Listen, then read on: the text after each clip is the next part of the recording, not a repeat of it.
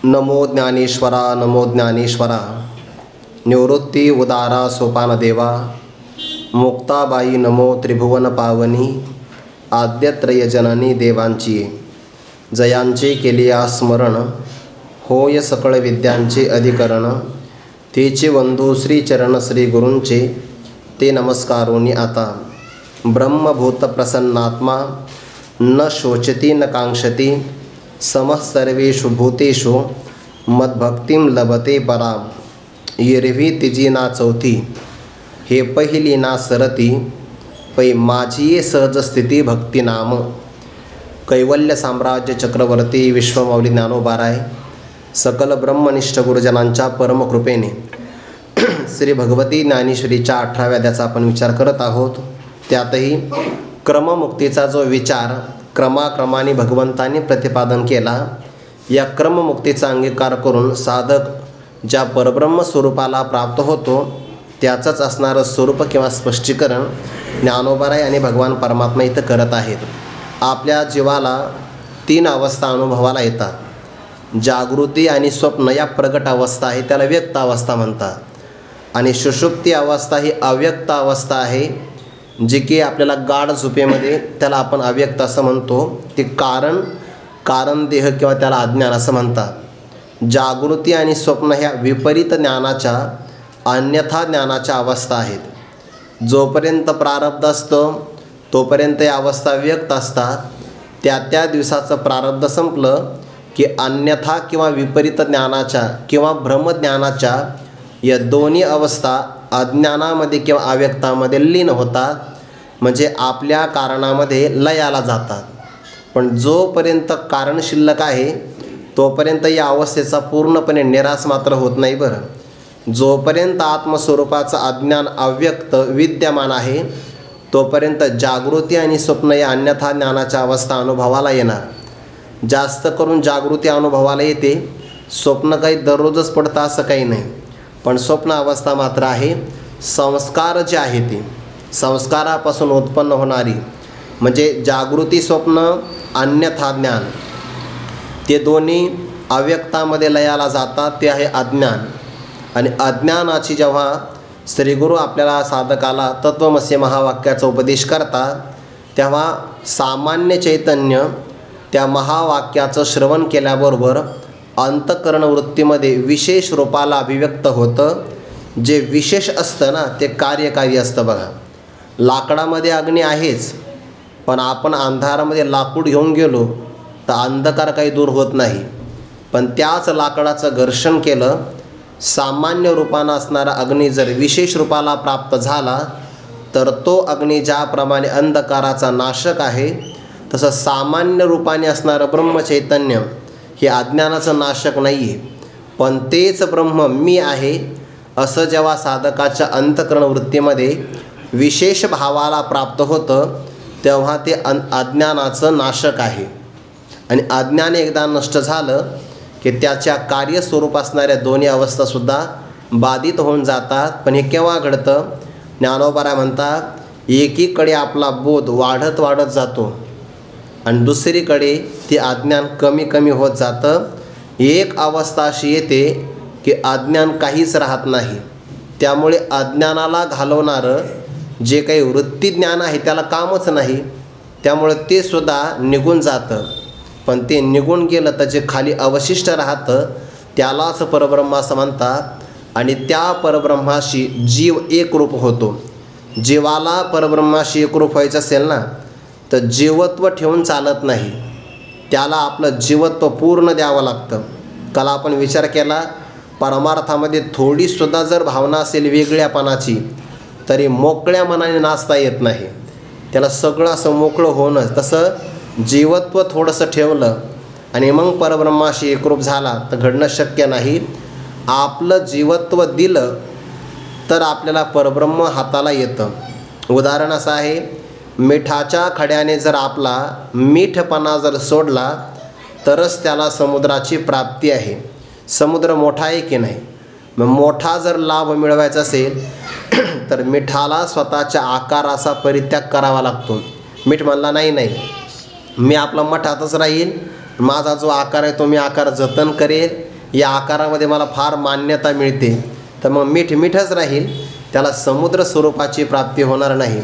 तसं जीवाला आपलं जीवत्व सोडता आलं तर भगवान ज्ञानोबा म्हणतात, तैसा मी एक वाचुनी काही, तया तयाही सकट नाही. त्याला त्याच्या सहित तो वेगळा राहत नाही. माझ्याशिवाय त्याला दुसरं काही अनुभवाला येत नाही. तो आणि मी एकच आहे. याला बाद समानाधिकरण्य असं म्हणतात. ज्या वस्तूचा बाद केल्यानंतर ऐक्य होतं ना, त्याला बाद समानाधिकरण्य असं म्हणतात. ज्याचं ज्याच्याशी कायमचं ऐक्य आहे त्याचं मुख्य समानाधिकरण्य असं म्हणतात. जीवाच्या स्वरूपामध्ये सर्व व्यापक चैतन्याला जर माया उपाधी लागली तर त्या चैतन्याला आपण ईश्वर असं म्हणतो. म्हणजे सर्व व्यापक चैतन्य, माया, मायेमध्ये पडलेलं प्रतिबिंब या तिघाला मिळून ईश्वर म्हणतात. तसंच सर्व व्यापक चैतन्याला अंतःकरणाचा उपाधी लागला की त्या चैतन्याला कूटस्थ चैतन्य नाव येतं. कूटस्थ चैतन्य, त्यानंतर अंतःकरण उपाधी किंवा अज्ञान उपाधी घ्या, आणि यामध्ये पडलेलं प्रतिबिंब या तिघाला मिळून जीव म्हणतात. म्हणजे ईश्वर स्वरूपातही तिघच आहे, जीव स्वरूपातही तिघच आहे, पण ब्रह्मचैतन्य आणि कूटस्थ चैतन्य स्वरूपाने एक आहे, म्हणून त्यांचं मुख्य समानाधिकरण्य आहे. ही फक्त बोलण्याची भाषा आहे बरं, नाहीतर एकच एक चैतन्य आहे, पण उपाधी मानल्यामुळे दोन भाग होतात.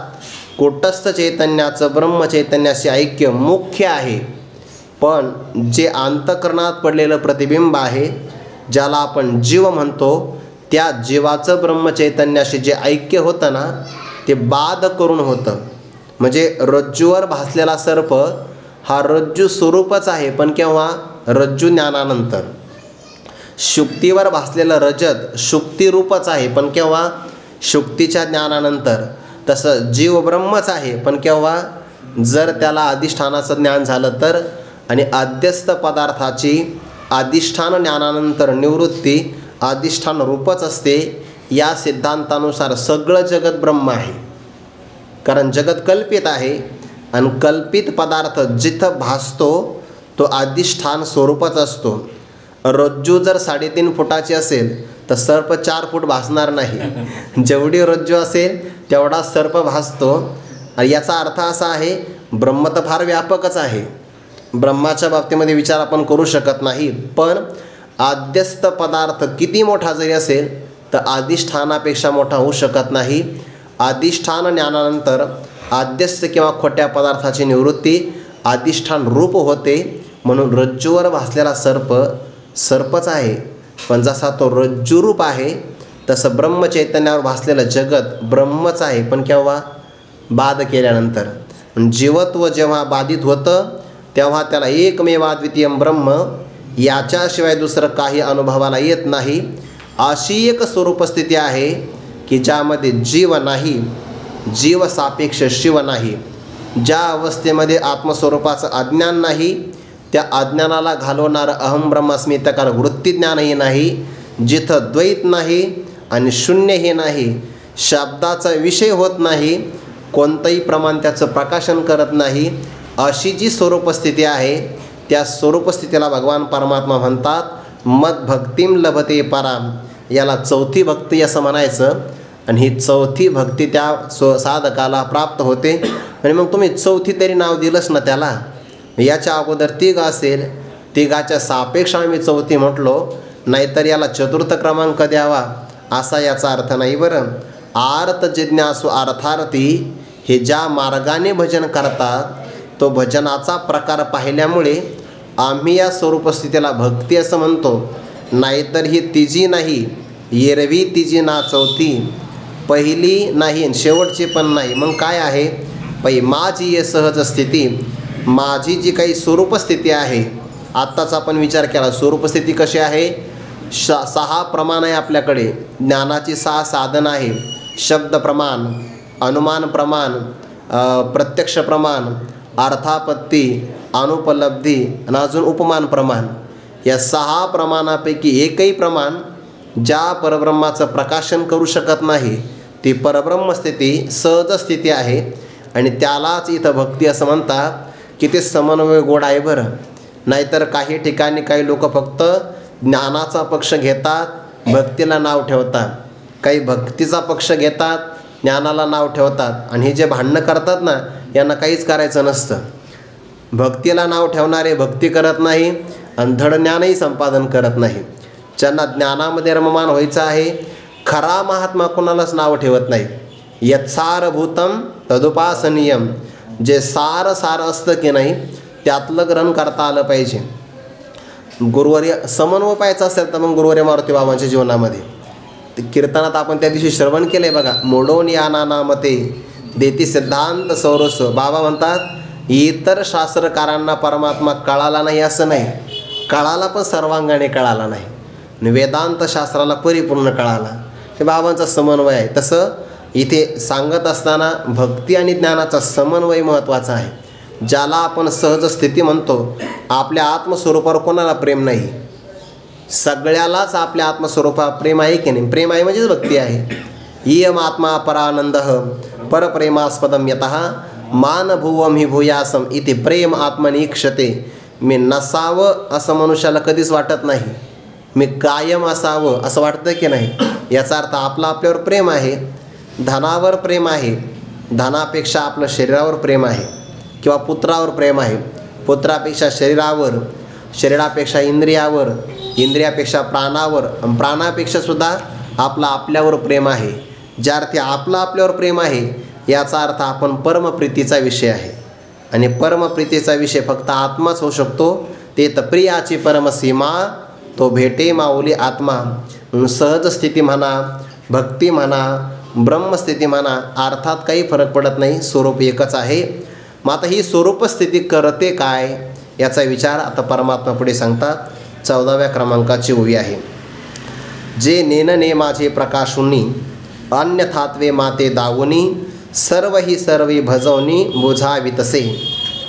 या ओवीपासून एक वेगळ्या चिंतनाला, पण गोड चिंतन आहे, त्या चिंतनाला प्रारंभ करतात.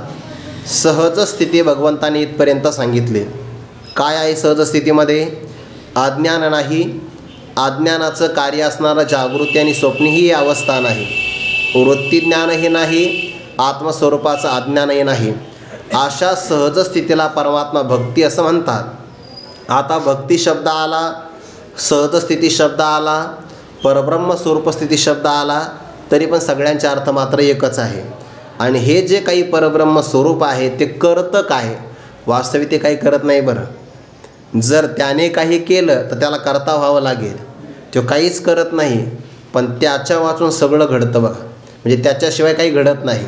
चुंबक असतं ना, चुंबक काहीच करत नाही, पण चुंबकाच्या शक्तीने लोखंड मात्र आकर्षिलं जातं. जड परे जवळी का, लोह चळे तरी चळो का, तरी कवन शिनो भ्रामका सन्निधानाचा. चंद्र आकाशातलं काही करत नाही. आता उद्याच परवा 2-4 दिवसांनी पौर्णिमा आहे, पण चंद्राला पौर्णिमा आली की समुद्राला आपोआप भरती होते बघा. आपोआप चंद्र करत नाही, पण चंद्राच्या नुसत्या सान्निध्यामध्ये भरती प्राप्त होते. लोह चुंबकाच्या सान्निध्यामध्ये लोह कणाचं आकर्षण होतं. तसं ही परब्रह्म स्वरूपस्थिती आहे. याच्या सत्ता आणि स्फूर्तीवर सगळा जगतातला व्यापार होतो. ती स्वरूपस्थिती करते काय? ज्ञानोबारे पुढे सांगतात, जे नाम, जे सहज स्थिती किंवा जे भक्ती, सर्वनाम आहे बरं. हे सर्वनामाने जे पूर्वपदामध्ये प्रधान असतं त्याचं ग्रहण करायचं. जे सहज स्थिती नेनने माझे प्रकाशोनी. नेनने म्हणजे अज्ञान, अज्ञानाचं ते प्रकाशन करतंय. म्हणजे अज्ञानाचं प्रकाशन करणारी कोण आहे? आपली स्वरूपस्थिती आहे. अज्ञानाचं प्रकाशन करते, त्यानंतर अज्ञानाचा अंगीकार करून अन्यथात्वे, वस्तू जशी आहे तशी न कळता अन्य रूपाने दाखविणे, विपरीत रूपाने दाखवणे. अन्यथात्वे माते दावुनी, मला वेगळ्या रूपाने दाखविते. आणि याद्वारे सर्वी म्हणजे सगळे लोक, सर्वी म्हणजे सर्व प्रकारे भजवणी, त्यांच्याकडून भजन करून घेऊन बोझावितसे, सगळ्यांना समजावून सांगत आहे. थोडासा सिद्धांताचा विषय आहे, पण एवढी ओवी जर कळाली, बाकी सगळा रोग विषयाचा आपल्याला कळेल. आता जी आपली स्वरूपस्थिती, पहिल्यांदा उदाहरण ऐका म्हणजे कळेल.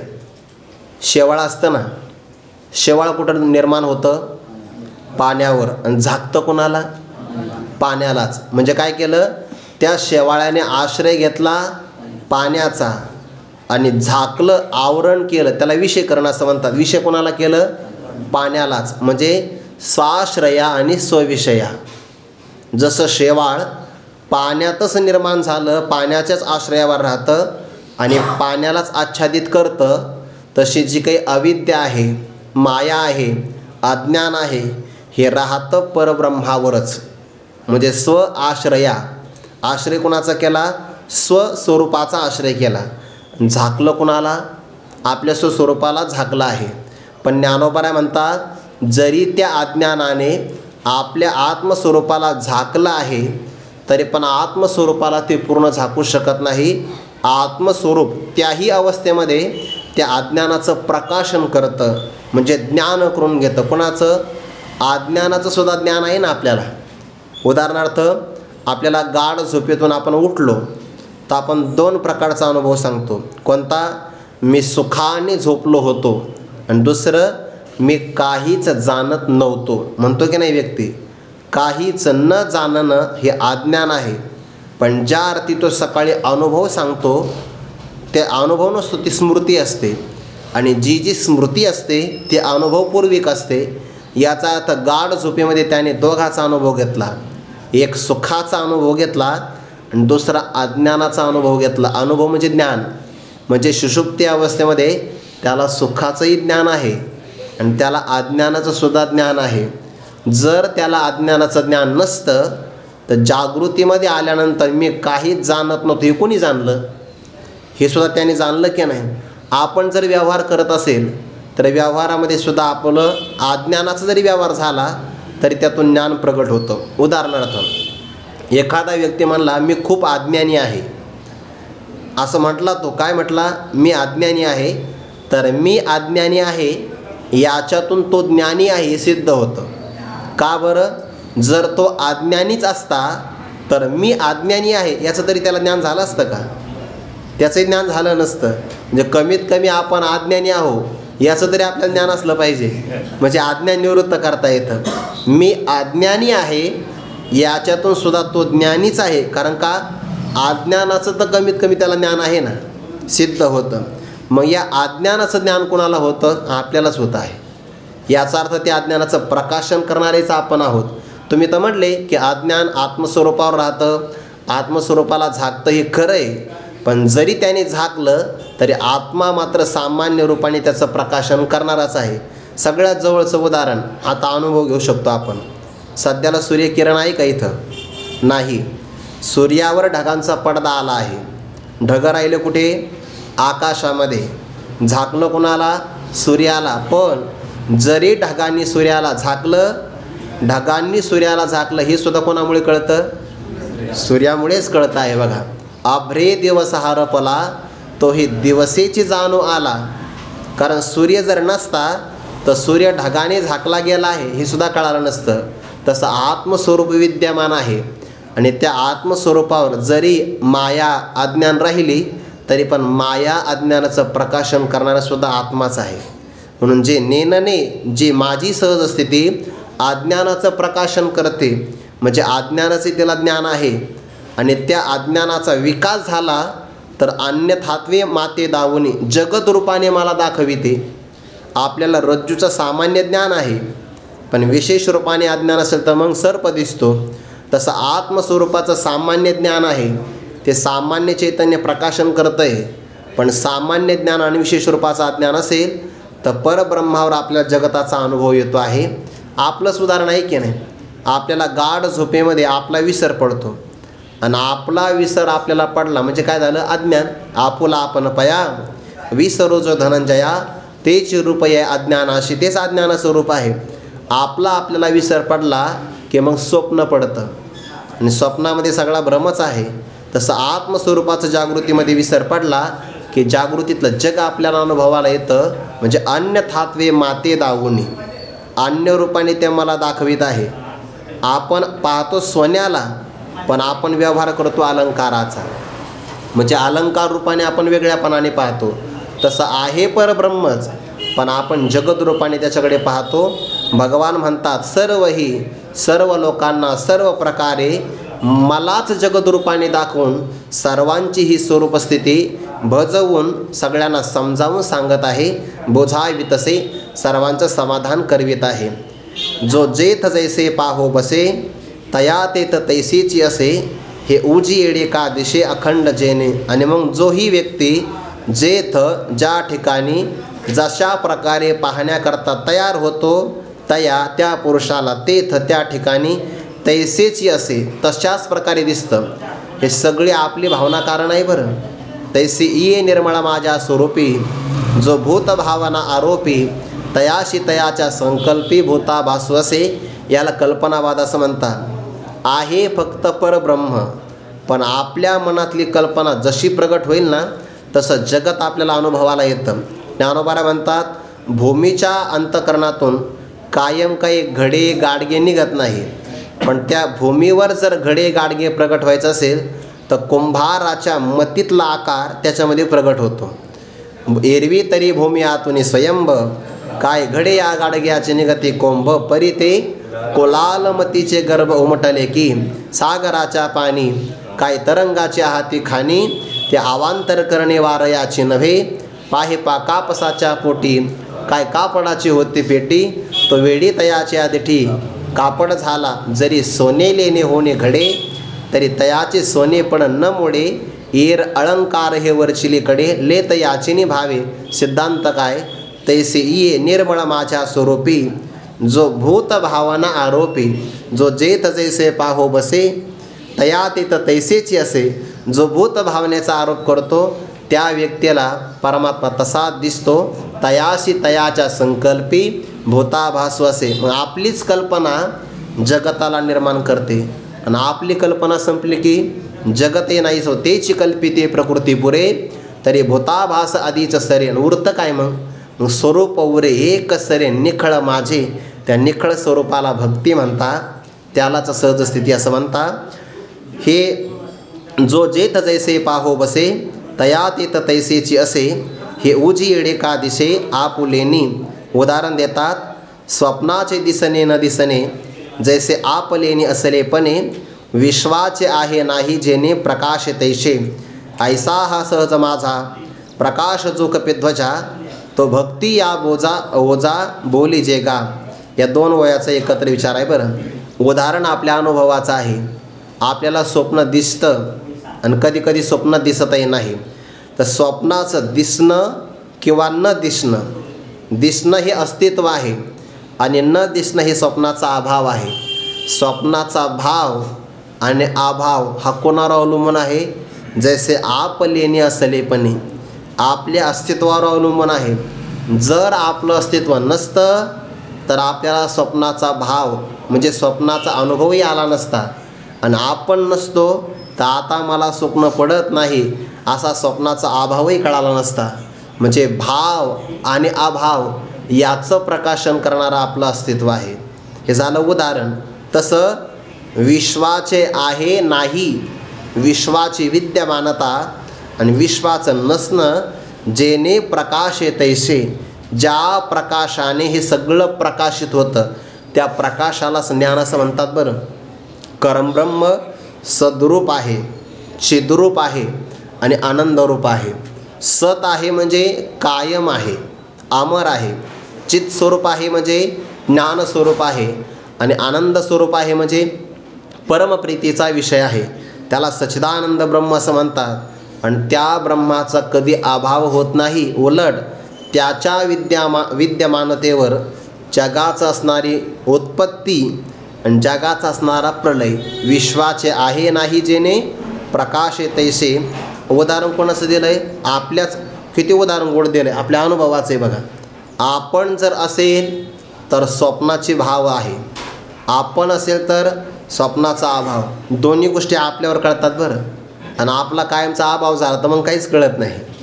म्हणजे आपल्या अखंड अस्तित्वावर ज्याप्रमाणे स्वप्नाचं दिसणं किंवा न दिसणं अवलंबून आहे तसं विश्वाचं सुद्धा असणं म्हणजे विश्वाची विद्यमानता म्हणजेच भाव आणि विश्वाचा अभाव हे ज्या प्रकाशामुळे आपल्याला कळतं. प्रकाश म्हणजे ज्ञान, त्या ज्ञानाला म्हणतात स्वरूपभूत ज्ञान.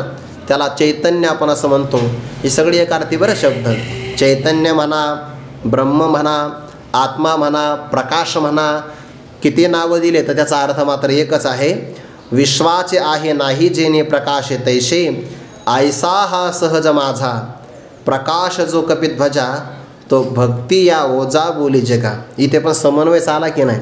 अशा प्रकारचा, असा म्हणजे कसा, विश्वाचं अस्तित्व आणि विश्वाचा अभाव ज्या अखंड असणाऱ्या ज्ञानामुळे प्रकाशित होतो आहे.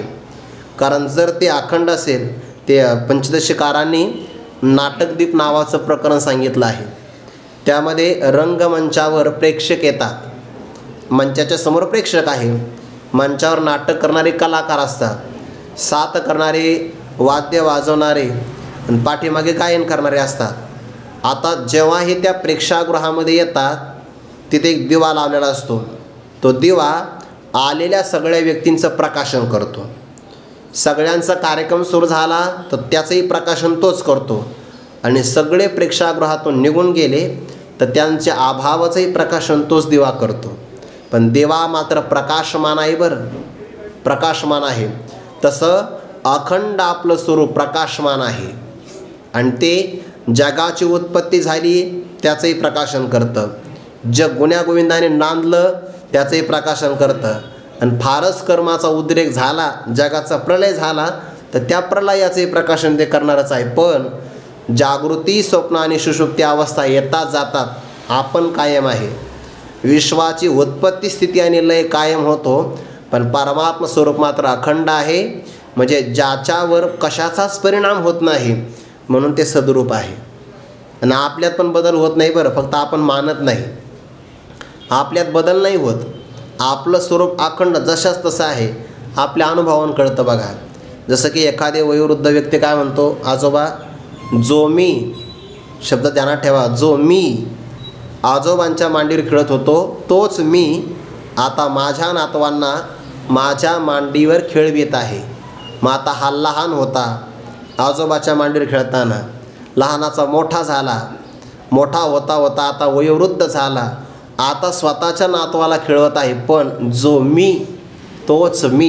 मध्यंतरी सगळे शरीर बदलले, लहानपण, बालपण, तरुणपण आणि म्हातारपण आलं, सगळे बदल शरीरात झाला. पण जो मी तोच मी कुठं बदलला? म्हणून आपल्यात बदल नाही होत, पण आपण देहाचे बदल आपल्यावर घेतो. लोक अनव्यवहारात पण असं म्हणतात बरं का, व्यवहारातले सगळे देहाचे बदल आपण आपल्यावर घेतो आहे. एखादा व्यक्ती मला, अहो तुम्ही ना आता सध्याला खूपच नाराज दिसतात, नाराज चेहरा असतो, हा म्हणतो हो खरंच मी नाराज आहे. म्हणजे देहाचा आरोप आपल्यावर करून घेतो. किंवा तुम्ही आता म्हातारे झाले, म्हातारं कोण होतं? देह. आणि आरोप कोणावर करतो? आपल्यावर. किंवा तुम्ही आता खूपच प्रसन्न दिसतात, तुम्ही गुबगुबीत दिसतात, देह असतो गुबगुबीत, आत्मा का गुबगुबीत आहे का? अरे आत्मा जसा आहे तसाच आहे. देहाचे आरोप आपण आपल्यावर घेतो आहे, असा तो प्रकार. ऐसा हा सहज माझा, असा आपला सहज कायमचा अखंड असणारा जो प्रकाश, म्हणजेच काय? ज्ञान. बरं, सहज प्रकाश म्हणजेच काय? ज्ञान असा अर्थ घ्यायचा. आणि जो माझा सहज ज्ञानस्वरूप प्रकाश आहे, हे कपिध्वजा, तो प्रकाश भक्ती या ओजा म्हणजे रीत, भक्ती या रीतीने बोलीजे का, त्यालाच तर काय रीत असं म्हणतात. म्हणजे काय झालं, जी अखंड परमात्मा सत्ता आहे ना, चांगलं ऐका बरं, अखंड परमात्मा सत्ता, ती सत्ता अज्ञानाचं प्रकाशन करते. म्हणजे अज्ञानाचंही तिला ज्ञान आहे आणि ते अज्ञान आवरण करतं स्वाश्रया आणि स्वविषया. तेच अज्ञान त्या परमात्म सत्तेला अन्यथात्वे म्हणजे अन्य रूपाने दाखविते. म्हणजे काय? जगत रूपाने. आणि जगतामध्ये त्रिपुटी आहे, कायमची त्रिपुटी आहे, म्हणजे द्वैत आहे. आणि द्वैतामध्ये मग अनेक प्रकारचे प्रकार घडतात. म्हणजे एखादा कर्ता असतो, कर्म असतं आणि क्रिया असते. किंवा एखादा सेवन करणारा भजता असतो, भजन असतं आणि जे भज्य आहे त्याचा प्रकार आहे. किंवा एखादा भक्त आहे आणि त्याचं उपास्य देवत आहे, उपासक आहे. किंवा थोडक्यामध्ये उपासक, उपासना आणि उपास्य ही सगळी त्रिपुटी आहे. आणि ही त्रिपुटी दाखवणारं कोण आहे? जी अज्ञानातून प्रगट झालेली त्रिपुटी, या सगळ्यांचं प्रकाशन करणारा परमात्मा म्हणतात हा माझा सहज प्रकाश आहे। जगामध्ये कितीही त्रिपुटी आपल्याला अनुभवाला आली तर त्या त्रिपुटीच्या रूपाने परमात्माच नटलेला आहे। ज्याप्रमाणे समुद्रावर एखादी मोठी लाट निर्माण होते आणि ती लाट लहान लाटेला आपल्यामध्ये सामावून घेते। काठावर असणाऱ्या व्यक्तीला असं वाटतं, बघा ना, मोठ्या लाटेनं लहान लाटेला गिळून टाकलं, पण समुद्राला विचारलं तर त्याला मोठी लाटही माहिती नाही, लहान लाटही माहिती नाही, फक्त पाणीच पाणी आहे। अलीकडचे व्यक्ती पाहणारे त्रिपुटी म्हणतात आणि परब्रह्माला विचारलं तर ते म्हणतात त्रिपुटी नाही, सगळा मीच मी आहे। ऐसा हा सहज माझा प्रकाश जो कपी ध्वजा, तो भक्ती या ओजा बोली जेगा। आणि मग तो प्रकाश, ती स्वरूपस्थिती काय करते, मनोनी आरताच्या ठाई हे आरती होणी पाही, अपेक्षणीय जे काही ते मीच केला। सगळे प्रकार आले बरं आता, म्हणजे आर्त, जिज्ञासू आणि अर्थार्थी हे तिन्ही भक्त घेतले।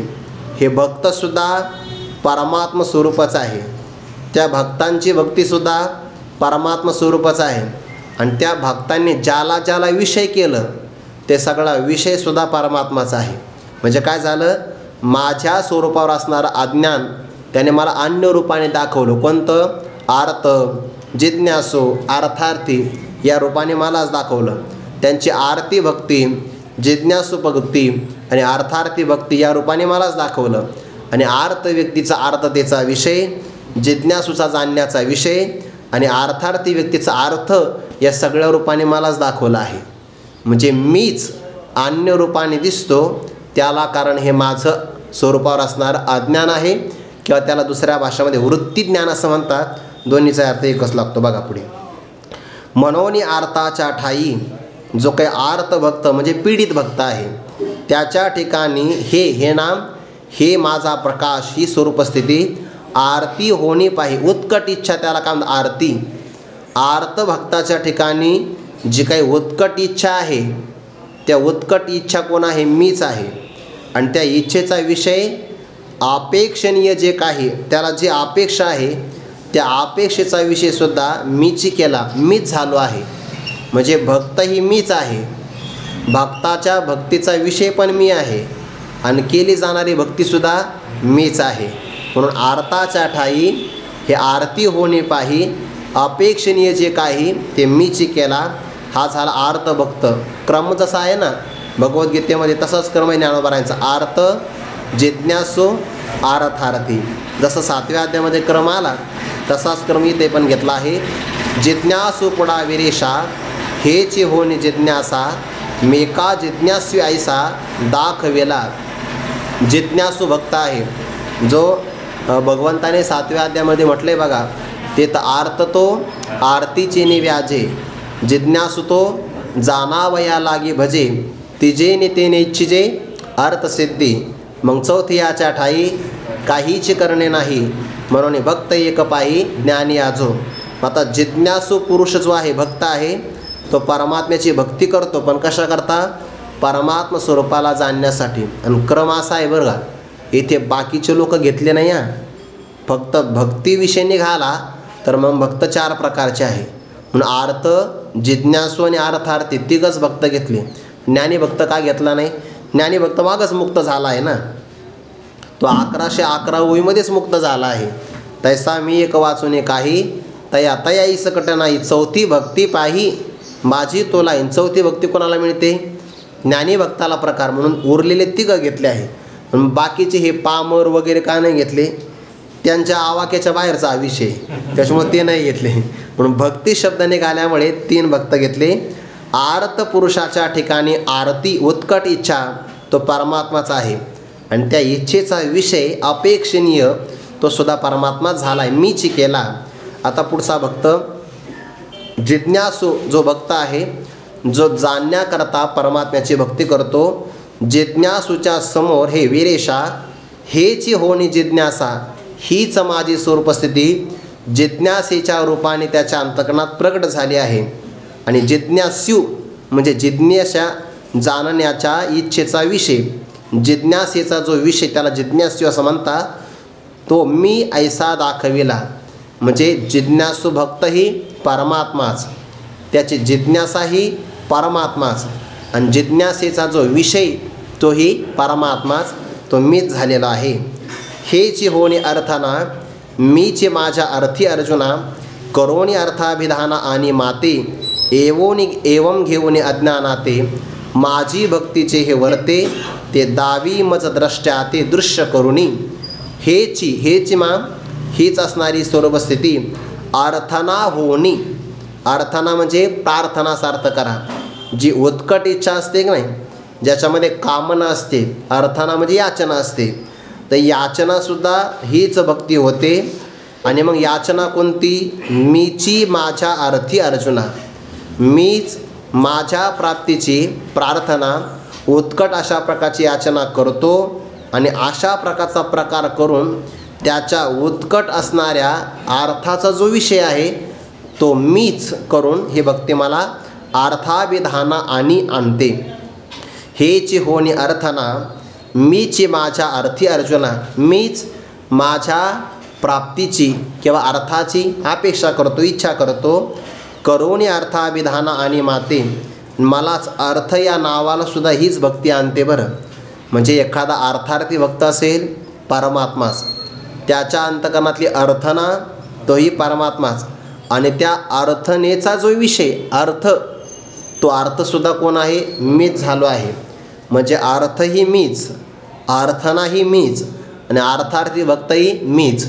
जिज्ञासू मी, जिज्ञासा मी, आणि जिज्ञासू भक्त मीच. आरतीही मी, आर्ततेचा विषय मीच, आणि अर्थभक्तही मीच.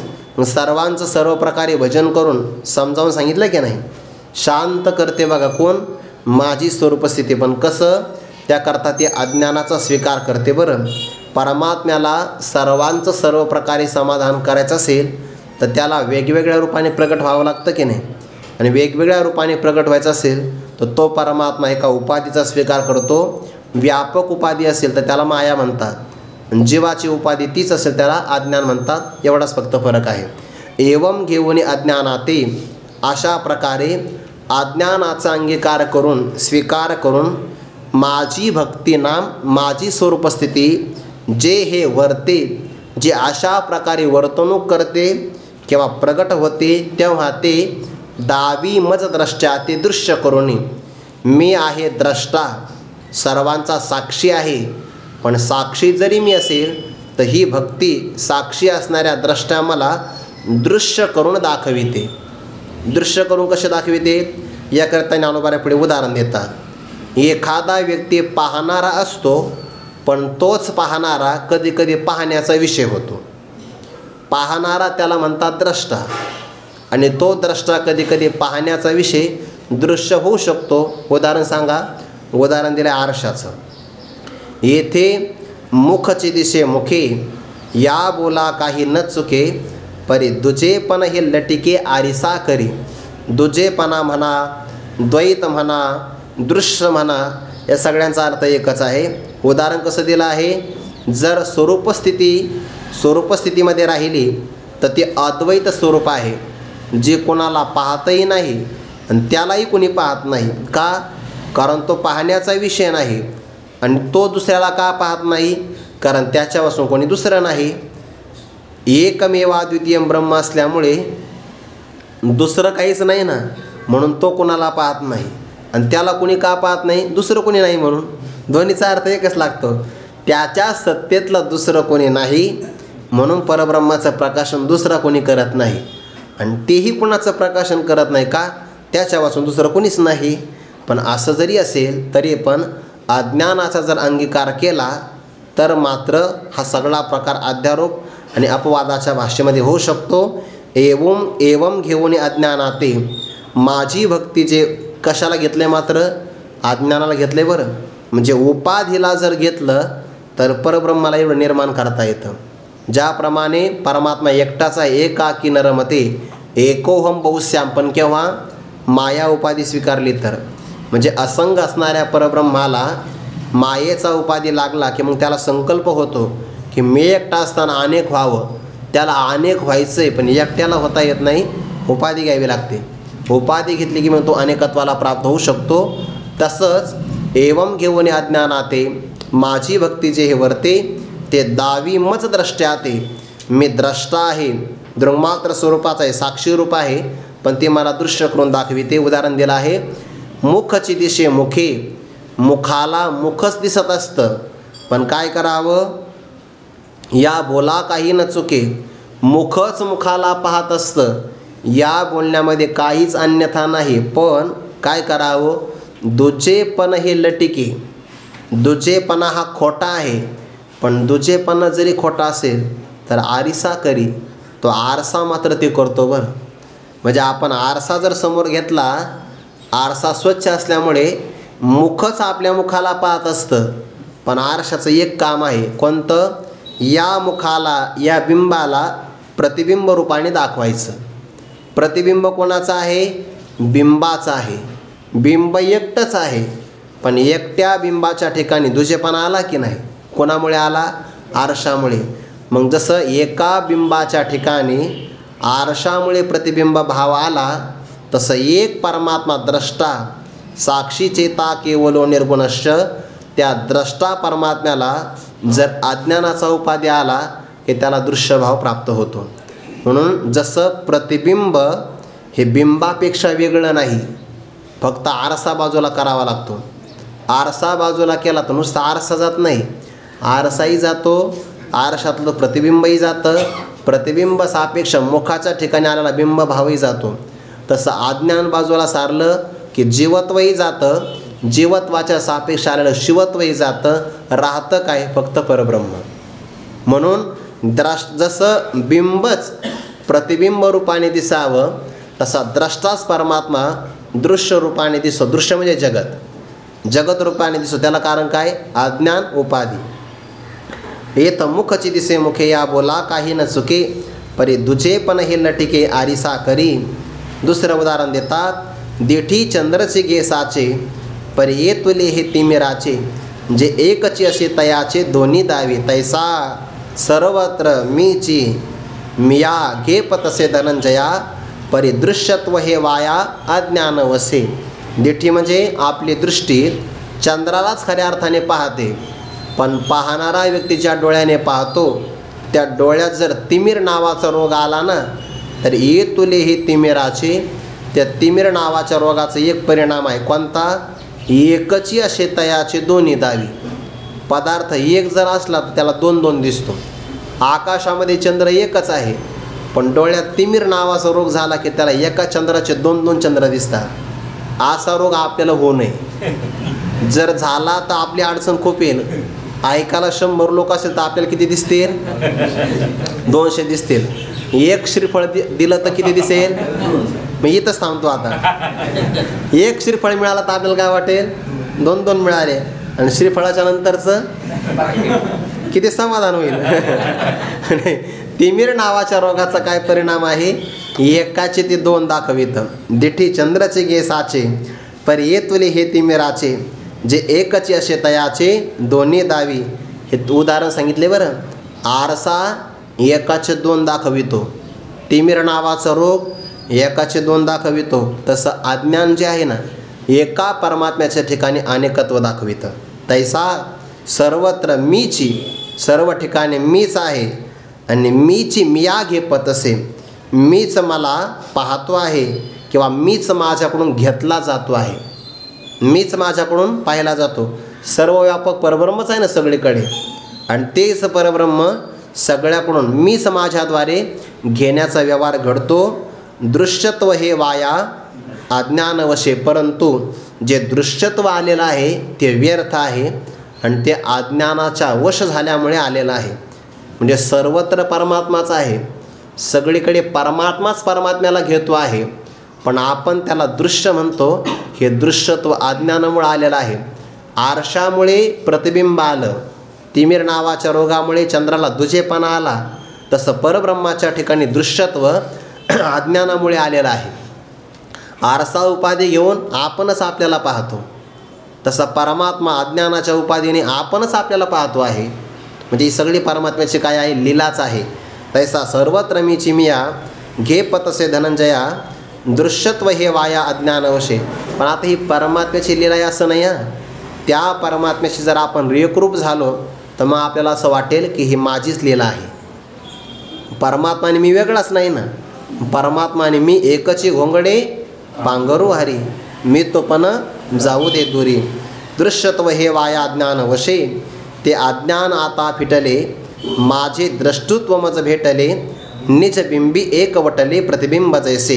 ज्याप्रमाणे प्रतिबिंब आपल्या मूळ बिंबाशी आरसा बाजूला केला की एक वटतं बघा. मग आता प्रतिबिंबही नाही आणि प्रतिबिंबाच्या सापेक्ष बिंबही नाही, मग राहिलं काय? फक्त मुख. हे जसं घडावं तसं अज्ञान आता फिटले. अज्ञान परिपूर्ण नाहीसं झालं तर अज्ञानामुळे आलेलं जे काही द्रष्टृत्व हे दृश्याच्या सापेक्ष येत असतं. जर दृश्य असेल तर मग द्रष्टा. भगवान म्हणतात अज्ञान गेलं, अज्ञानामुळे दृश्य गेलं, दृश्य गेल्यामुळे दृश्याचा सापेक्ष असलेला द्रष्टा गेला, द्रष्टा गेल्यामुळे मूळ फक्त द्रष्टृत्व स्वरूप राहिलं, त्याला दृङ्मात्र स्वरूप असं म्हणतात बरं. आणि ते माझे द्रष्टृत्व मज भेटले, माझं असणारं मूळ स्वरूप मलाच प्राप्त झालं. कसं? निज बिंबे एक वटले प्रतिबिंब जैसे. आरसा निघून गेला की प्रतिबिंबही जातं. प्रतिबिंब कुठं जातं बरं? बिंबाशी एकरूप होतं बघा. ते आरसा फुटला की बस ते प्रतिबिंब बिंबाशी एकरूप होतं. तसं अज्ञान दूर झालं की मूळ असणारा हा दृश्याच्या सापेक्ष आलेला द्रष्टेपणाचा भाव तो निघून जातो आणि तो द्रष्टा दृङ्मात्र स्वरूप होऊन जातो. द्रष्टृत्व मज भेटले. मूळ जो द्रष्टा आहे ना, मूळ द्रष्टा, त्याला दृङ्मात्र स्वरूप असं म्हणतात. दृश्याच्या सापेक्ष आलेला द्रष्टेपणा जिथं नाही त्याला दृङ्मात्र म्हणतात. त्या स्वरूपाची मला प्राप्ती झाली. निज बिंबे एक वटले प्रतिबिंब जैसे. मग तेव्हाच तुम्हाला प्राप्ती झाली. अगोदर का प्राप्ती नव्हते का? अगोदरही प्राप्तीच होती. प्राप्ताची प्राप्तीच असते, पण मध्यंतरी भ्रम मानल्यामुळे ते कळत नाही. नाहीतर जेव्हा जीव आहे ना तेव्हाही तो परब्रह्मच आहे. घटातला आकाश घटात आहे तेव्हा सुद्धा ते महाकाशच आहे. किंवा घटामध्ये पाणी आणि पाण्यामध्ये सूर्याचं प्रतिबिंब आहे, ते प्रतिबिंब तेव्हासुद्धा सूर्यच आहे. किंवा घटाकाशाचं उदाहरण फार जवळच आहे. घट जेवेळी फुटे तेवेळी ते तिचे आकाश लागे नीट वाटे. वाटा लागले तरी गगना भेटे एरवी चुके नाही. पहा पायसे हा आहे की तो आकारूचीच आहे.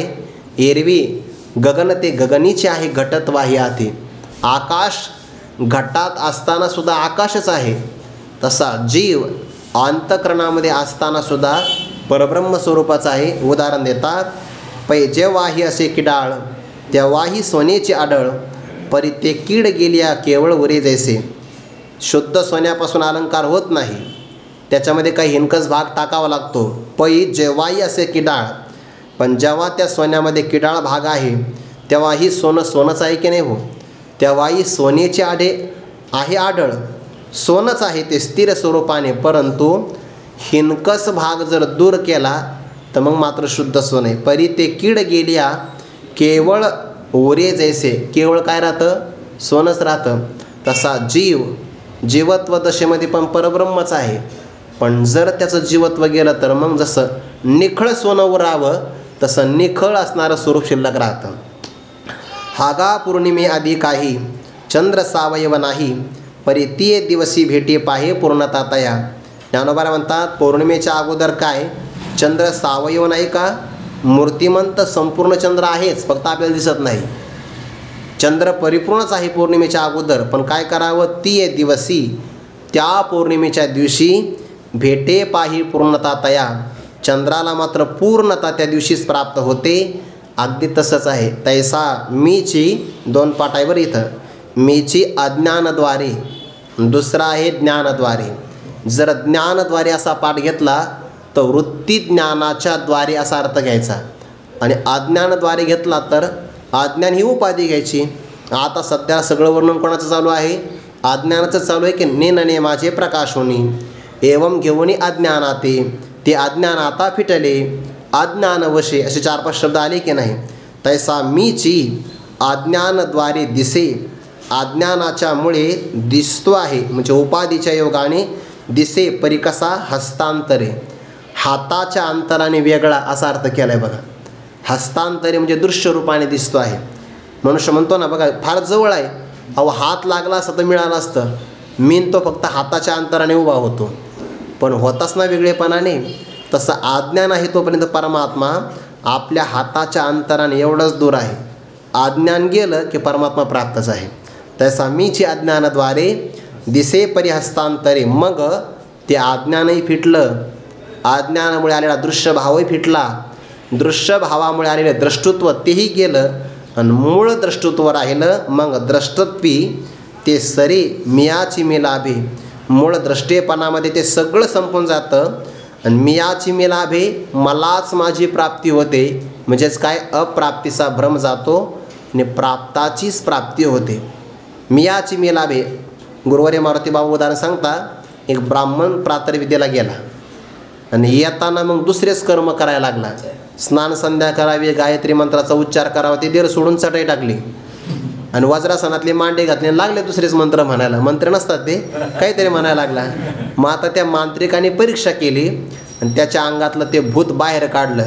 आता भूत गेलं तर त्या ब्राह्मणाला ब्राह्मण करायचं आहे का?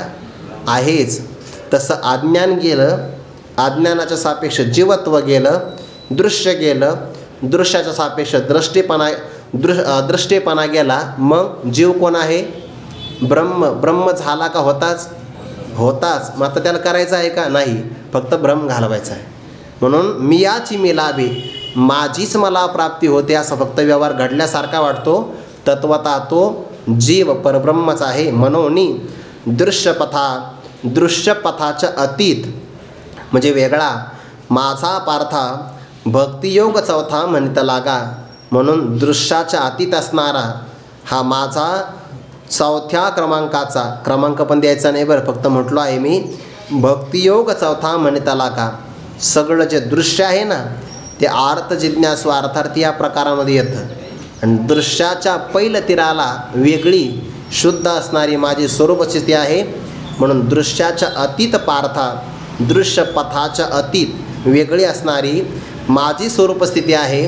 आणि या स्वरूपस्थितीला आम्ही चौथा भक्तियोग असं फक्त नाव दिलं आहे. मग आता ही भक्ती चौथ्या क्रमांकाची, क्रमांक नाही सांगायचा, सापेक्ष भावाने फक्त आम्ही असं म्हटलं आहे. हा भक्तियोग कुणाला प्राप्त होतो, त्याची स्वरूपस्थिती कशी असते याचा विचार आणखी येणार आहे. ते चिंतन आपण उद्या पाहू. पुंडलिक वरदारी विठ्ठल श्री ज्ञानदेव तुकाराम माऊली ज्ञानेश्वर महाराज की जय. जगद्गुरु तुकाराम महाराज की जय. सद्गुरु जोग महाराज की जय. ज्ञान